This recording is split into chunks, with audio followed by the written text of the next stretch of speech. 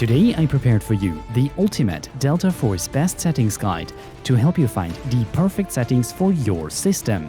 As always, my recommendations are based on actual in-game benchmarks and side-by-side comparisons of every graphics setting in DeltaForce. But first, let's talk about a bunch of Windows and configuration tweaks that can potentially boost your FPS in DeltaForce. Beginning with hardware-accelerated GPU scheduling, I found that on my Intel and Nvidia-based system, I would constantly run into this issue that my GPU utilization would periodically drop to like 40%, making the game very stuttery. Unfortunately, when using the latest Nvidia driver, the issue still persists, although it happens much less frequently. So if DeltaForce is your primary game, then my recommendation would be to use driver 572.16 and turn off hardware-accelerated GPU scheduling. Just be aware that this can lead to lower performance in other games. On the other hand, on my all AMD-based system, hardware-accelerated GPU scheduling seems to positively affect the 1% lows. As for game mode, the results are a bit ambiguous. I tend to see lower 1% lows on Nvidia with game mode enabled and pretty much identical performance on AMD. So based on this, my best recommendation would just be to disable game mode if DeltaForce again is your primary game. Pivoting over to AMD drivers, you can see that the 24.8.1, so that is the August driver from last year, performs significantly better than the latest driver, which was released in March of this year. Moreover, on my AMD-based system, I'm getting these super low, once again, GPU utilizations and therefore also super low FPS at the start of rounds, which unfortunately also still happens sometimes with the August driver. Next, let's look at performance in DeltaForce using the DirectX 11 versus the DirectX 12 API. And from this you can see that while the average FPS seems to be higher, the 1% lows are completely crippled when moving over to DirectX 11. Therefore, I would highly recommend anybody not to use DirectX 11 in DeltaForce, even though you think you might be boosting your average FPS because it looks like you're getting higher performance. You will at the same time also get much more stuttering. Finally, I also tested the performance in DeltaForce when using the native launcher rather than the Steam launcher, and I found that the game performs roughly identical, maybe a few % faster. However, because the native client doesn't allow to modify configuration files, I personally still prefer to use the Steam version. Speaking of modifying your configuration, you can find all of your config files by right-clicking on the game in Steam, clicking on Manage, clicking on Browse Local Files, then going to Game, DeltaForce, Saved, Config, WindowsClient, and here you can find all of your configuration inis. First, let me show you how to completely disable any mouse acceleration which is still in the game. To do so, you want to open up the Input.ini file. You can open it up by the regular Notepad or by using Notepad++, really doesn't matter. And setting both bEnableMouseSmoothing and bViewAccelerationEnabled to false. As you can see in this example, when I quickly move to one side and slowly go back to where I started from, my view ends up at exactly the same position. Next, you'll want to go to the Game User Settings ini, open it up, and making sure that the ray tracing enabled in-game is set to false. I actually performed a few performance benchmarks and this completely trashes your performance and it doesn't give the game a significant upgrade in visual quality. Frankly, I found the reflections to be even worse looking with ray tracing and I couldn't really tell much of a difference in terms of the global illumination. Now, since we're already here, I'd also like to talk about how to completely disable temporal anti-aliasing. Now, the in-game toggle unfortunately doesn't seem to work. You can turn it off in-game. However, as soon as you start moving, you can see that your entire screen becomes blurry, which is a clear telltale sign that temporal anti-aliasing is still enabled. So to completely get rid of it, simply open up the Engine.ini file and paste these two lines here under SystemSettings. By the way, you can find all of the locations to these files as well as all of the commands in the description below. Just be aware that if you completely turn off any anti-aliasing and you're not using any upscalers, your game is going to look extremely pixelated. I personally prefer to use DLSS to make my game smooth again. However, I'll briefly touch on DLSS and all of the other upscalers later in this video. And finally, one last thing that I like to do is to completely get rid of the splash screens when launching the game. To do this, once again, go to your Steam installation location for DeltaForce, go to Game, DeltaForce, Content, Movies HD, and simply remove these last 3 files. And next time you start up DeltaForce, you'll no longer get these intro movies. If so far you found any value from this video, then I would highly appreciate it if you guys could leave a like and a comment down below for the algorithm. And of course, if you enjoy these types of super in-depth analyses of different game settings, Windows settings, and their impact on performance, visuals, and overall gameplay, then hit that sub button and help us get more than just 5% of people watching my channel being also subscribers. Next, let's go over each and every in-game setting in DeltaForce, and let's have a look at how they affect both performance and visual quality. As for display adapter, you want to use your primary graphics card and not the integrated GPU on your CPU. That's pretty self-explanatory. Display mode has absolutely no impact on performance in DeltaForce whatsoever. I personally prefer to use borderless windowed because this allows me to alt-tab faster out of the game. Display aspect ratios should be kept on auto, and I personally have the brightness left pretty much on the default values.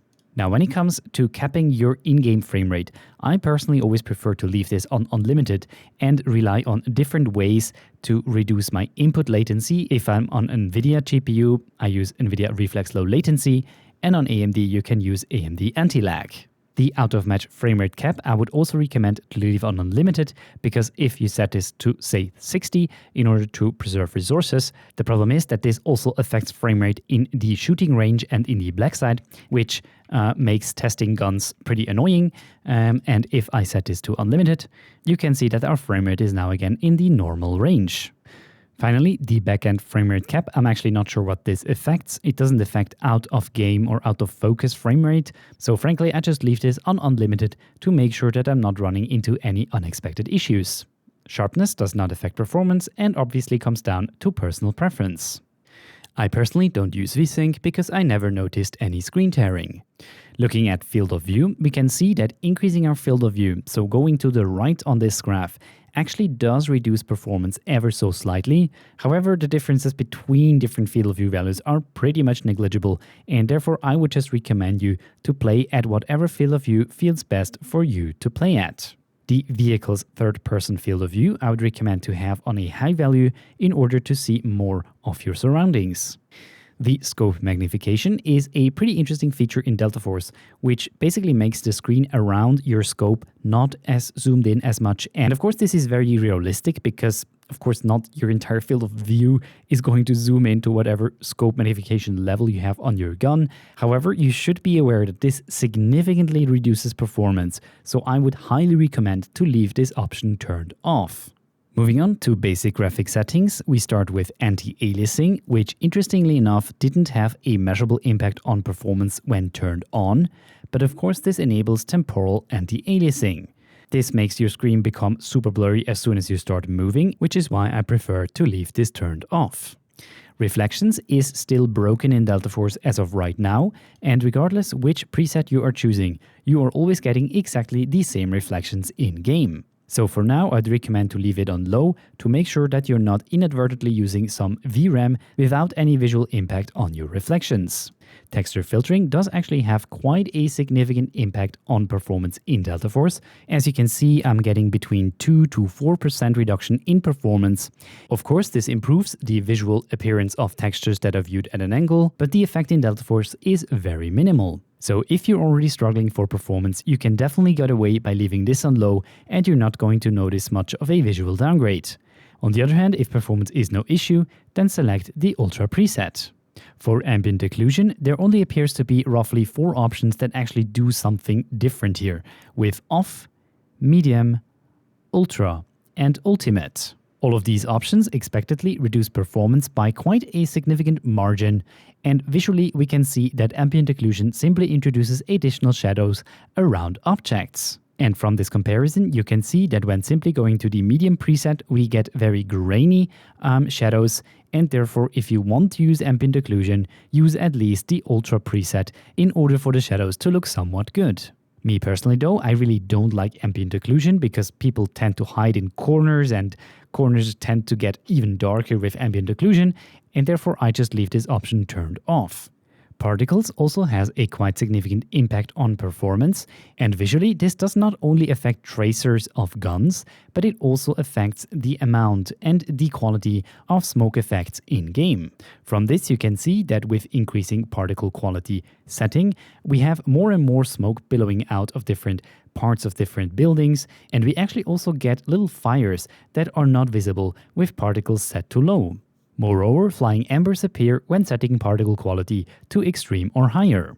Additionally, some areas have this kind of shallow fog in the scene whenever we increase the particle setting. And finally, on some maps, we have these falling ash particles that are, of course, very low res when we have particles set to low, that then become much higher resolved and much smaller particles with the higher presets. Finally, when looking at this comparison of exploding effects, we can also see that they have obviously more resolution and look much nicer when setting particle quality to the ultimate setting. Now, if you're looking for a more immersive gaming experience, I would recommend to set particle quality to high. It doesn't really cost that much performance, while giving you a bit more of the smoke effects in-game. On the other hand, if performance really is no issue, then set particles to extreme, as this will pretty much look almost identical to ultimate while costing significantly less performance. On the other hand, I personally find that leaving this on low isn't degrading the visual experience in DeltaForce that much, so this is what I select for the best performance. Distortion only had a negligible impact on performance, and frankly I wasn't able to find any side-by-side comparison to show you how this affects the visual quality in-game. Scene Details is a pretty strange setting, as whenever I increased this from low to medium, I actually found higher performance, and this was actually reproducible. Whenever I tried to just have everything to low and then set this to medium, performance would slightly increase. And from a side-by-side comparison, it's actually kind of hard to find how Scene Details affects the visuals in DeltaForce. However, I did find that some decals are shown at a further distance when setting this to ultimate rather than low. Moreover, there appears to be slightly more tessellation, aka more depth in the environment when setting Scene Details to a higher preset. So my recommendation for this would be to set this to the Ultra preset. Scene View Details only seems to have 3 presets, with the Low, Extreme and Ultimate preset. Visually, this option affects the polygon count of certain objects in the world and how far out you're seeing the higher poly version. For instance, with this tree, you can see that we can move further and further away with increased scene view distance before the tree turns into a low poly version. This could be an important option if you like to snipe, because some objects might not even be rendered if you set this to low, but frankly, for the most people, you should probably just leave this on the low setting. When reducing render scale, obviously you are going to boost your performance in DeltaForce. However, instead of using this as a poor man's upscaler, I would actually recommend you to use one of the upscalers in the super resolution setting. Depth of field is doing what it says on the tin. It introduces depth of field on your weapon, and whether or not you like this comes down to personal preference. Global illumination reduces performance slightly but measurably, especially when comparing the low to the ultimate preset. Visually, it was almost impossible to find any surface that looked different when having global illumination set to ultimate, so keep this setting on the low preset. As for shaders, once again we have 4 presets that affect either the visuals or the performance. The medium preset is identical to low, and the ultimate preset identical to extreme. Performance-wise, I found a reduction between 3 and 5%, and visually, shaders affect both how trees are interacting with the wind. So with higher shader values, you can see that the trees are shaking more in the wind. And interestingly, some objects are not even shown when setting the shader quality to a low preset. Additionally, shader also affects water, as from the high preset on, we get surface foam, and generally the water looks more lively with the higher shader settings. And finally, these glowing embers inside of craters turn into rather odd-looking 3D objects with the high shader settings. I personally set this to the high preset to make the game look a little bit more alive. The texture setting has no effect on performance nor the visuals in DeltaForce, and I tested and retested this setting in so many different situations, even with recompiling these shaders after changing the setting. However, it still did not have any effect either on performance or the textures in-game. The streaming setting only has a negligible impact on performance from my measurement. However, it significantly increases the number of objects that are drawn in-game. From this comparison, you can see that the broken down part of the wind turbine is just completely gone on low, and funnily enough, you actually see the shadow of the object that's supposed to lie there, but the object is just missing. Besides certain objects that are just missing, we can also see that the rubble becomes more numerous with higher streaming setting, and there's also a lot more decals in the world when having streaming on a higher setting. And as I showed in my last video, this also affects many other aspects of the game, so if you do have a lot of VRAM, and you should be careful here because this actually does use up around 1 GB of VRAM, then I would recommend to have this on Ultimate, and if you can't have it on Ultimate, at least have it maybe on High or Ultra.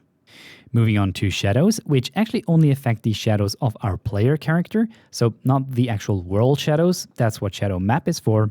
And of course, this does not affect performance whatsoever. From my testing, there's actually also only 3 presets for shadows here, with low, extreme, and ultimate. Personally, I prefer sharp shadows, which is why I have this set to the extreme preset. With shadow map affecting any shadow in the world, this also significantly reduces performance when increased to a higher value. Visually, the only noticeable difference with these different settings is that with a higher shadow map setting, you are getting higher resolved shadows at a further distance. Other than that, the shadows look exactly identical. Personally, because the visual difference is so small, I don't think it makes sense to increase this setting. Post-processing slightly reduces performance, and from this you would actually think that there is only 2 levels with low and extreme, but visually already at Ultra we can see the effect that this has on game, and that is to add chromatic aberration. I personally really hate chromatic aberration in any game, so that's why I leave post-processing on low. Volumetric fog reduces performance by roughly 1 to maybe 6%, and visually you can see that this option adds additional fog to the scene. This gives the game a much more realistic vibe, so if that's what you're into, then definitely leave it maybe on medium. There really is no point to increase it beyond that because I really wasn't able to find any visual differences, while the performance reduction was clearly there, but I personally prefer a more clean looking game, which is why I have volumetric fog on low. And finally, I couldn't find a visual difference with animation, just know that this does not affect performance from my testing. Moving on to the Super Resolution mode, let's have a look at the quality and performance of Temporal Super Resolution. Visually, TSR looks much smoother and much more stable than having anti-aliasing disabled altogether, especially for vegetation. However, the overall image is extremely blurry. Especially this rather complex scene with 2 radio towers and a tree in front results in TSR just outputting a mash of colors. So despite the high performance uplift, I would really recommend to stay away from TSR. AMD FSR2 actually results in even higher performance than TSR, and it does result in a little bit sharper presentation of the image. Unfortunately, the problem of FSR2 is that the image also becomes a bit more unstable again, so you actually see, especially on the ultra performance mode, a lot of flickering textures. When looking at this complex scene, we can see a lot more details when compared to TSR. However, I really wouldn't go below the quality preset. Even though you do get a nice performance uplift, the visual quality is just not good enough. Now, if you own an RTX GPU from Nvidia, then you can also enable DLSS, which is actually my preferred way to upscale DeltaForce. As you can see, this gives you the highest performance uplift on any of the presets, and it also provides the best visual quality. This is true both for stability of the image, so we don't have any flickering textures, and DLSS is also able to retain the most amount of details in this super complex scene. Now you might be wondering how bad the fringing artifacts are in DeltaForce, and I can tell you that in regular gameplay you likely won't notice them at all.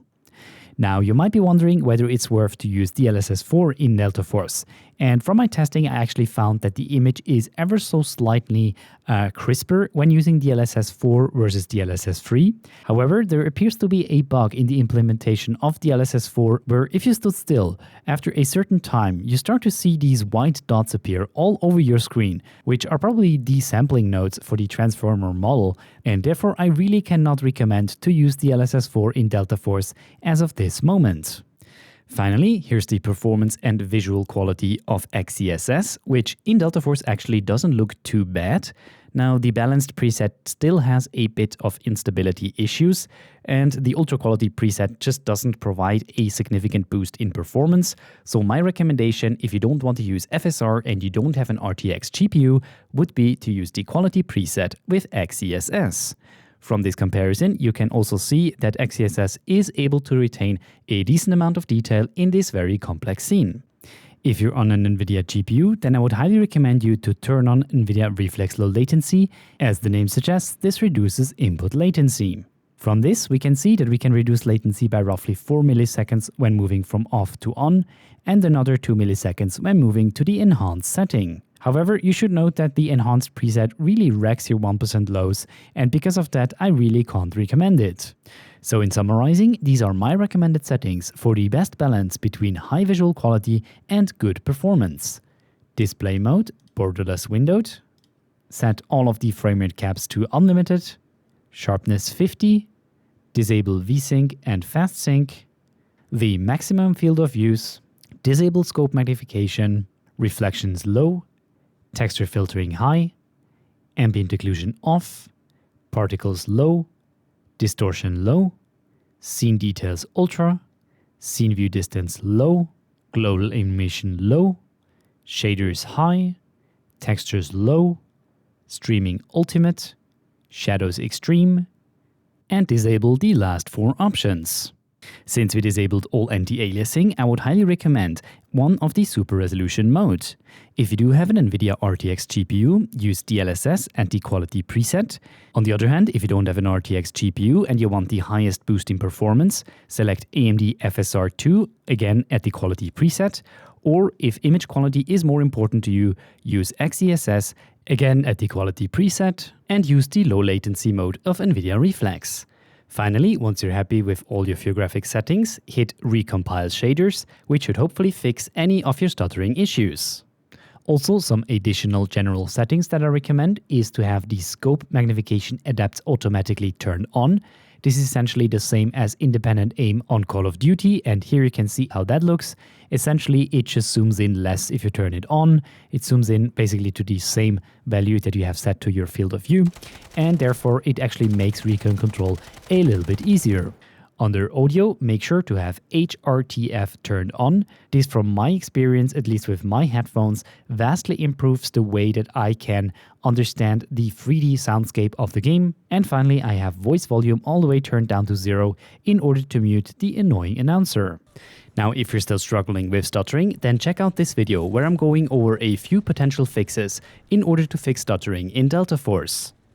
But that's it for today. Leave a like if you enjoyed this video and subscribe for more content like this. Thank you so much for watching. Have a wonderful day, and I'll see you guys in the next video.